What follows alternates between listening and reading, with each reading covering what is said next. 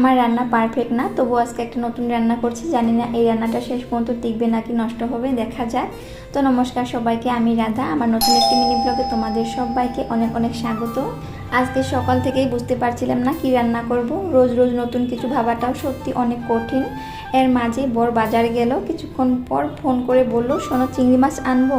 আমি বললাম হ্যাঁ নিয়ে আসো, অনেক দিন হয়ে গেছে, খাওয়াও হয় না।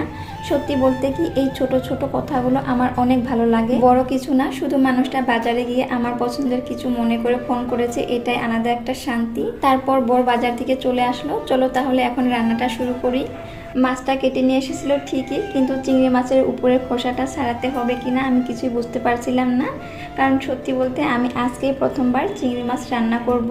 আগে কোনোদিন রান্না করিনি, তাই একটু চিন্তা লাগছিল। তারপর মাকে ফোন করে জিজ্ঞাসা করলাম। মা বলল হ্যাঁ, ওই খোসাটা ছাড়িয়ে ধুয়ে নিতে হবে।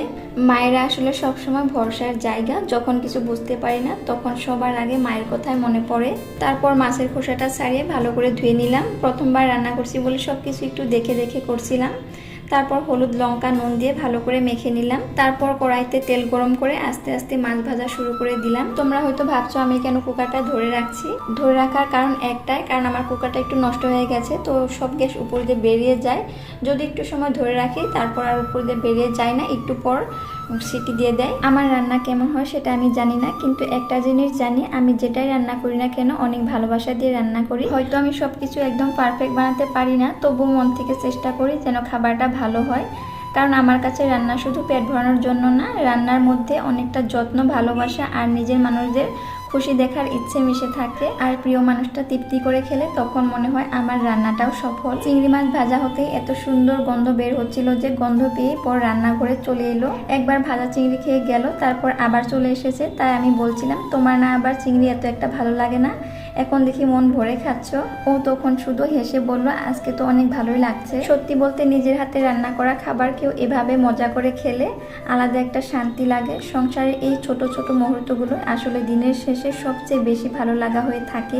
আমি শুধু ভাবছিলাম প্রথমবার রান্না করছি, কেমন হবে কে জানে, কিন্তু মন দিয়ে করলে হয়তো সব রান্নাতেই আলাদা একটা স্বাদ চলে আসে। আমি ছোটবেলা থেকে চিংড়ি মাছ আর কাঁকড়া খেতে ভীষণভাবে পছন্দ করি। এই দুটোই আমার সবচেয়ে প্রিয়। তারপর তাড়াতাড়ি করে চিংড়ি মাছের তরকারিটা বানিয়ে ফেললাম। রান্না শেষ হতে হতে আমাদের দুজনের ভীষণ খিদে পেয়ে গেছিলো। আর কিছু রান্না করিনি, ভাবলাম আমাদের দুজনের এই চিংড়ি মাছের তরকারিটাই যথেষ্ট, এতেই আমাদের খুব ভালোভাবে হয়ে যাবে। সত্যি বলতে তরকারিটা এত ভালো হয়েছিল যে কি বলবো। খেতে খেতে বারবার মনে হচ্ছিল জীবনে যতবার চিংড়ি মাছ খেয়েছি আজকেরটাই যেন সবচেয়ে বেশি মজা লাগছে।